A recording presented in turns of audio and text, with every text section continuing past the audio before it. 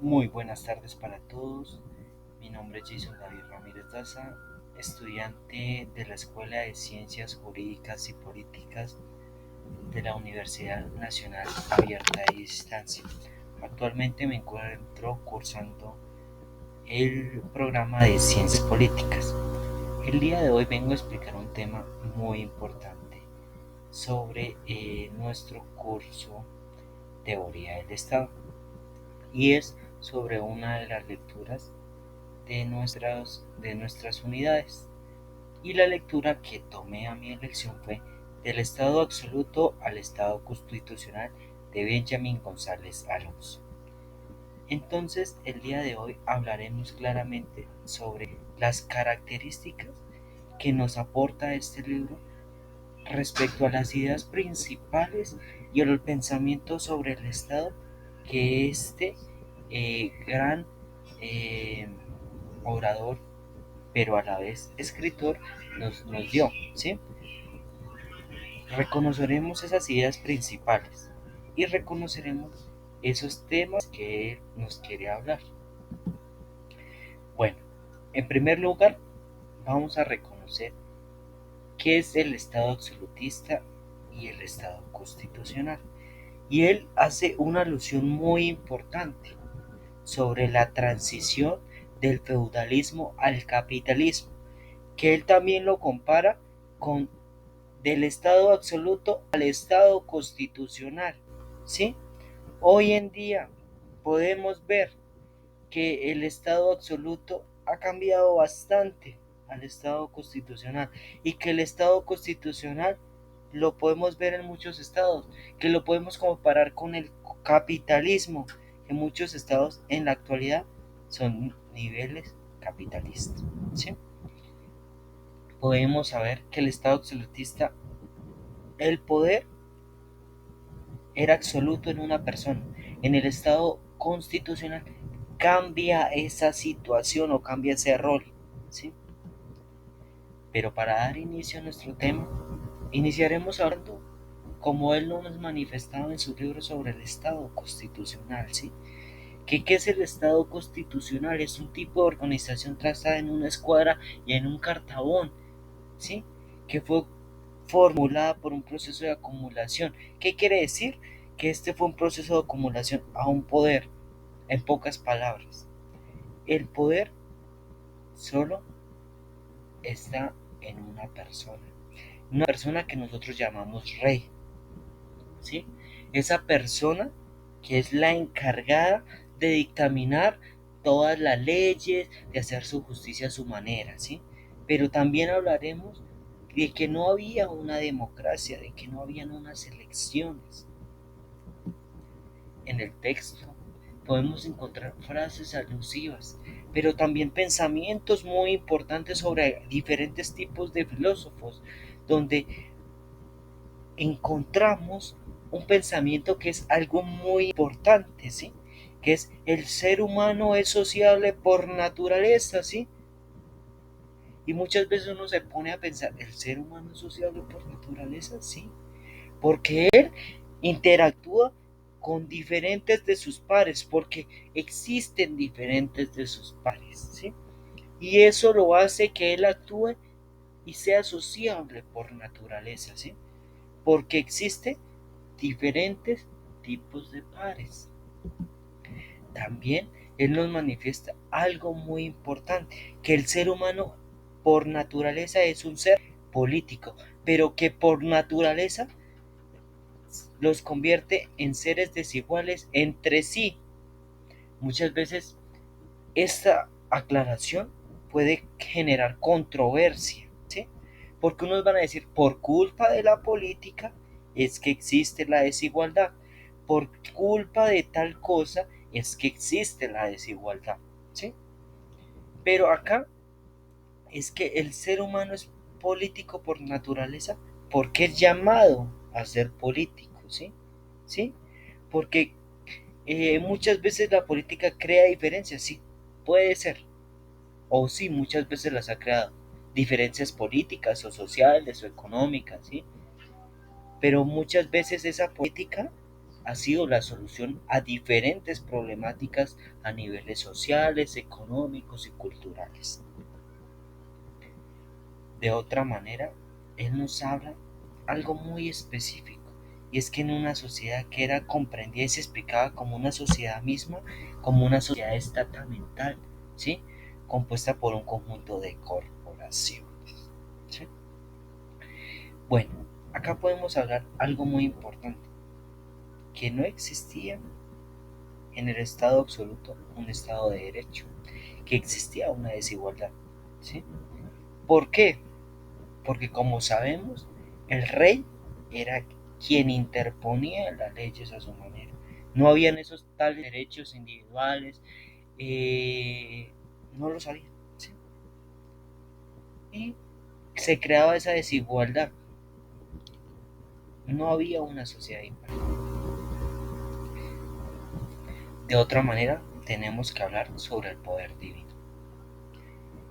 En esta parte, Benjamín González hace alusión en su texto, en su lectura, sobre el poder divino de Dios, ¿sí? Y lo podemos relacionar de diferentes maneras. Hablemos sobre el poder que no se fragmenta como un componente esférico, y que el rey era el que legislaba, el sumo gobernante, el juez supremo, todas aquellas atribuciones que le decían. Sí, eso es verdad.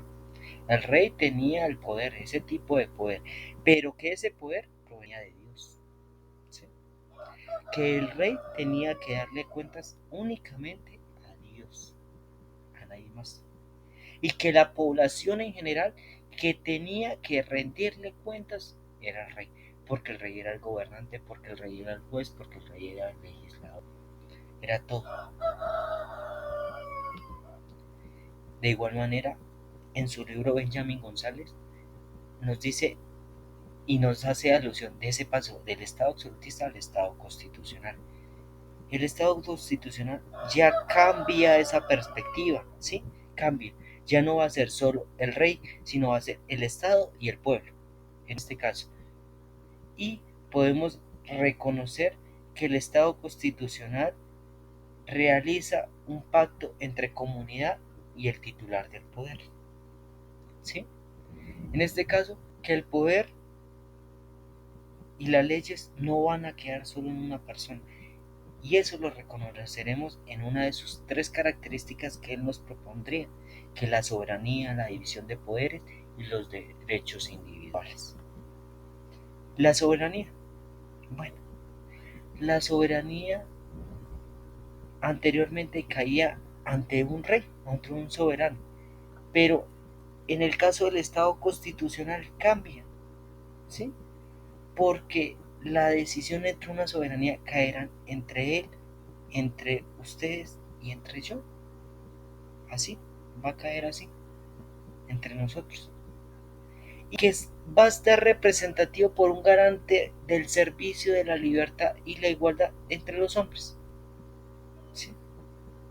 Que va a haber tales libertades y situaciones de igualdades formales. Él nos manifestaba de esa manera. Benjamín González manifestaba que los hombres eran libres e iguales, ¿sí?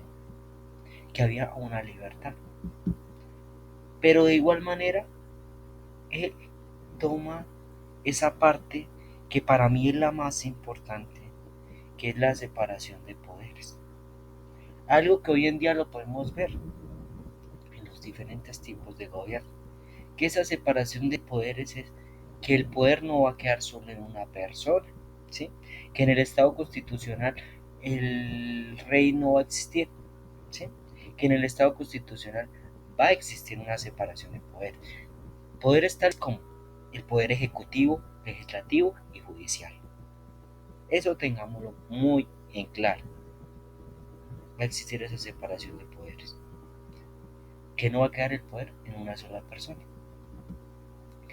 Los derechos individuales. Los derechos individuales es algo muy importante, ¿sí? Y es algo que para él lo hace muy alusivo, que va a haber una igualdad entre todos los hombres, que todos los hombres por naturaleza son iguales, son iguales. En ningún momento él manifiesta una desigualdad de persona y que se debe respetar y que el Estado debe respetar esos derechos y esa igualdad que es un Estado constitucional y prevalecerá la igualdad. Pero también en su texto él manifestaba en todo su texto el caso de Cádiz en España. Sabemos que España ha pasado por unos momentos complicados, que el absolutismo ha hecho parte de su historia, como con la colonización de América, pero hay que saber que Fernando VII aportó muchísimo al Estado constitucional, que fue tempranamente involucrado en España, ¿cierto? También podemos decir que la ley electoral introduce el sufragio censorial, ¿sí? Que acá podemos ver el liberalismo toma gran impacto en España a tal punto que se relaciona al final que el liberalismo se casa con la democracia, ¿sí? ¿Cómo podemos ver esas transiciones que se han vivido, ¿no? De que el rey era el supremo a que el Estado constitucional ahora existe una división de poder, de que va a haber una igualdad, ¿sí? Y eso lo podemos ver en España. Anteriormente existía totalmente ese Estado absolutista, ¿cierto? Actualmente que se ve un estado de libertad, de igualdad. Hay cosas que sí hay que mejorarlas, pero en este libro donde nos manifiesta Benjamín González, nos manifiesta esas características que debe tener un estado, ¿sí? Y nos hace esos análisis, pero muchas veces nos ve esas críticas y hace mucha crítica al estado absolutista.